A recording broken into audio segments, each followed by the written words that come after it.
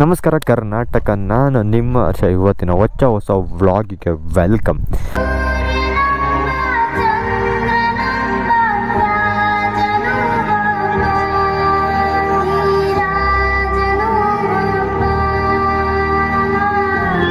ಇವತ್ತು ನಿಮ್ಮ ಮುಂದೆ ಇದೆ ಯಮಹಾ MT-15.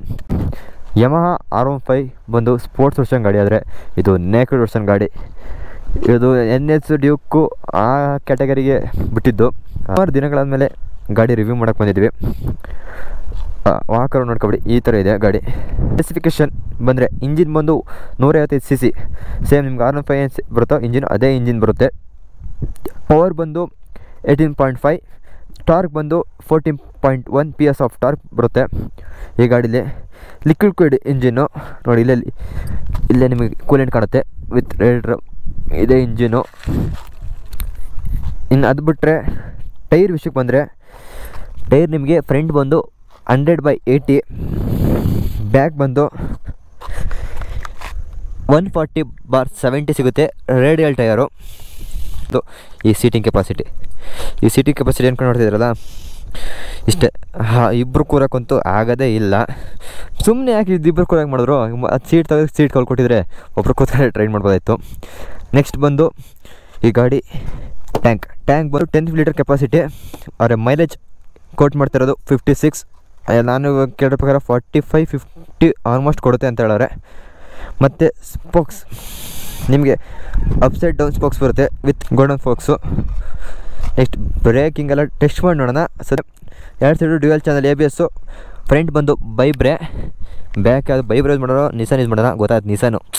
ನಿಸಾನ್ ಕ್ಯಾಲಿಪರ್ಸು, ಬೈಬ್ರೆ ಯೂಸ್ ಮಾಡಿಲ್ಲ. ನಂಗೆ ಮಾಡೋದೇ ಇಲ್ಲೇ ಕಾಸ್ಟ್ ಕಟಿಂಗ್ ಮಾಡಿದ್ರು. ಫ್ರಂಟ್ ಬೈಬ್ರೆ ಕೊಡ್ತಾರೆ, ಬ್ಯಾಕ್ ನಿಸಾನ್ ಕ್ಯಾಲಿಪರ್ಸ್ ಕೊಟ್ಬಿಡ್ತಾರೆ. ಹೀಗಾಗಿ ನಿಸಾನ್ ಡಿಸೈನ್ಸ್ ಇನ್ನೊಂದರೆ ಆರನ್ ಇಲ್ಲಿ ಕೊಡ್ತಾನೆ ಗುರು. ಗಾಡಿಗೆ ಆರನು ಇಲ್ಲಿಲ್ಲ. ಕೀ ಆನ್ ಮಾಡಿ ನೋಡೋಣ. ಇಂಡಿಕೇಶನ್, ಇದರಲ್ಲಿ ಗೇರ್ ಇಂಡಿಕೇಷನು. ಇನ್ನೊಂದು ಟ್ರ್ಯಾಕ್ಷನ್ ಕಂಟ್ರೋಲ್ ಬರುತ್ತೆ ಗುರು. ಇನ್ನೊಂದು ಮೇನ್ ಅಡ್ವಾಂಟೇಜ್ ಬಂದು ಟ್ರ್ಯಾಕ್ಷನ್ ಕಂಟ್ರೋಲ್ ಸಿಗುತ್ತೆ, ಅದೇ ಮೇನ್ ಅಡ್ವಾಂಟೇಜು ಇದರಲ್ಲಿ. ಮತ್ತು ಗೇರ್ ಇಂಡಿಕೇಷನ್ ಬರುತ್ತೆ. ಮಾಮೂಲಿ ನೀವು ಬೇಸಿಕ್ ಮೊದಲೇ ಏನು R15 ಬಂದಿತ್ತಲ್ಲ, ಆ ಇನ್ಸ್ಟ್ರೂಮೆಂಟ್ ಕಸ್ಟರ್ ಯೂಸ್ ಮಾಡಿರೋದು.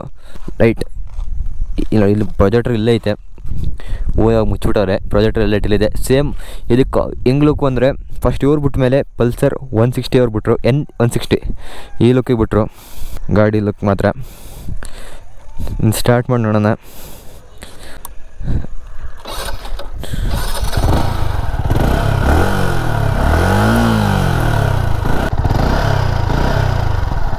ಎಕ್ಸಾಸ್ಟ್ ಸೌಂಡ್ ಹಿಂಗಿದೆ. ಏನಿಷ್ಟ ಆಯಿತು ಅಂದರೆ ಈ ಲುಕ್ಕಿಗೆ ಕೊಡಬೇಕು ಗಾಡಿ ಪ್ರೈಸ.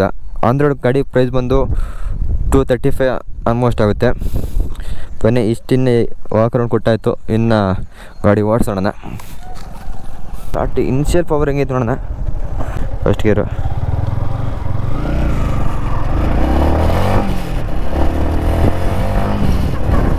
ಇಲ್ಲ ಗುರು, ಇನಿಷಿಯಲ್ ಅದೇ ಕಾರಣಕ್ಕೂ ನಮ್ಮ NS 200 ಯಾವಕ್ಕೂ ಬೀಟ್ ಮಾಡೋ ಸಾಧ್ಯತೆ ತುಂಬ ಕಷ್ಟ ಐತೆ. Master of torque Guru MT, ಅಂದರೆ ಆ ಟಾರ್ಕೆ ಫೀಲ್ ಆಗ್ತಿಲ್ಲ ಅಂದರೆ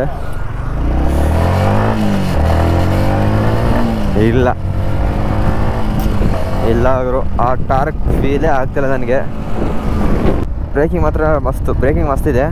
ಸೇಮ್ R15 ಇಂಜಿನು, ಸೇಮ್ ಇದೆ, ಅದೇ VVA ಟೆಕ್ನಾಲಜಿ ಏನು ಯೂಸ್ ಮಾಡೋರಲ್ಲ, VVA R15 ಯಮಹಾ ಇಂಜಿನ್ಗಳು.